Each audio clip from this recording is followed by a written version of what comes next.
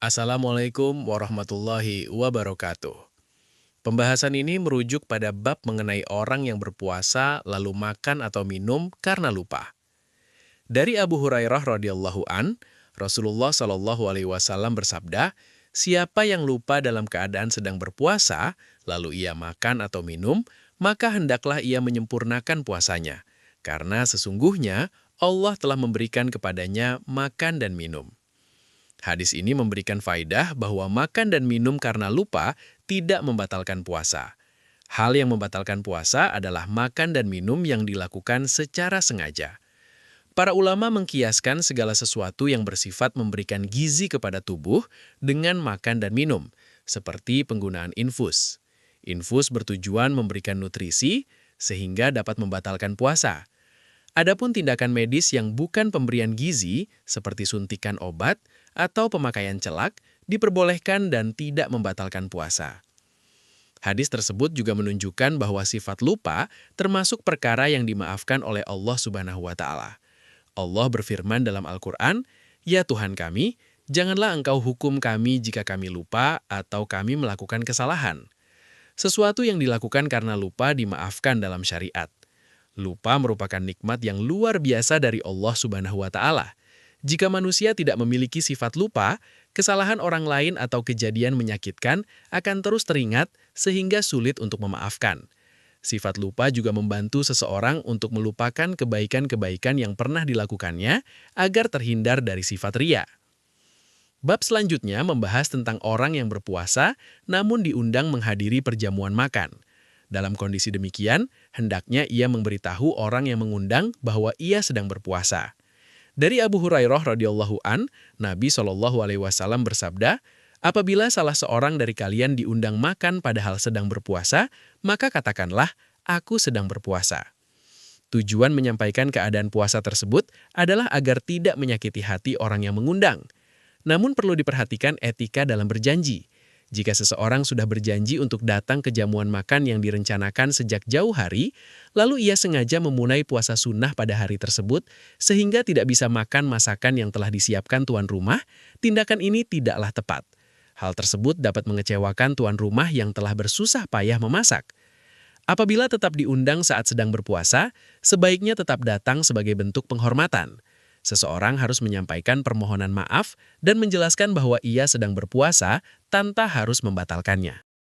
Bab pembahasan berikutnya mengenai kafarat bagi seseorang yang menyetubuhi istrinya pada siang hari di bulan Ramadan. Dari Abu Hurairah radhiyallahu anhu, beliau menceritakan, seseorang datang kepada Nabi Shallallahu alaihi wasallam dan berkata, "Celaka aku, wahai Rasulullah." Beliau bertanya, "Apa yang membuatmu celaka?" Ia menjawab, "Aku menyetubuhi istriku pada siang hari Ramadan." Beliau bertanya, "Apakah engkau memiliki budak untuk dimerdekakan?" Ia menjawab, "Tidak." Beliau bertanya, "Mampukah engkau berpuasa 2 bulan berturut-turut?" Ia menjawab, "Tidak." Beliau bertanya, "Apakah engkau memiliki makanan untuk memberi makan 60 orang miskin?" Ia menjawab, "Tidak." Kemudian orang itu duduk. Tak lama kemudian, Nabi Shallallahu alaihi wasallam diberikan 1 wadah besar berisi kurma. Beliau bersabda, "Sedekahkanlah ini." Orang itu bertanya, "Apakah ada yang lebih fakir dari kami?" Demi Allah, tidak ada keluarga di antara 2 bukit hitam di Madinah yang lebih membutuhkan kurma ini daripada kami.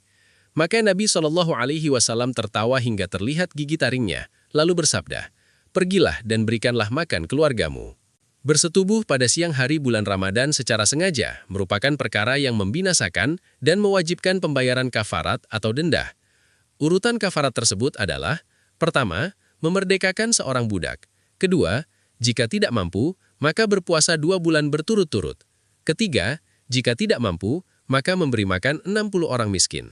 Kewajiban kafarat ini berlaku bagi mereka yang memiliki kemampuan.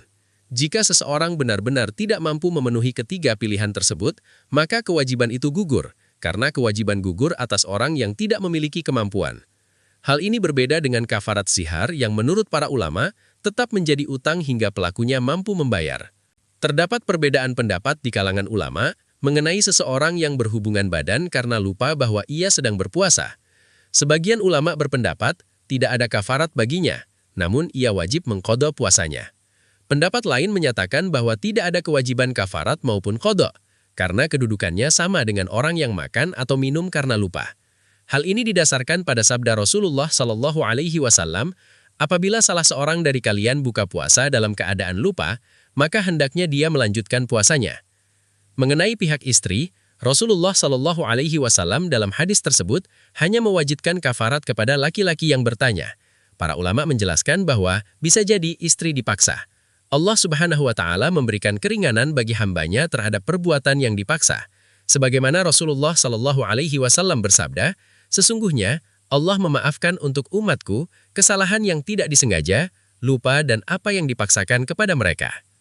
Mencium atau mencumbui istri saat sedang berpuasa pada dasarnya tidak membatalkan puasa selama seseorang mampu menahan syahwatnya.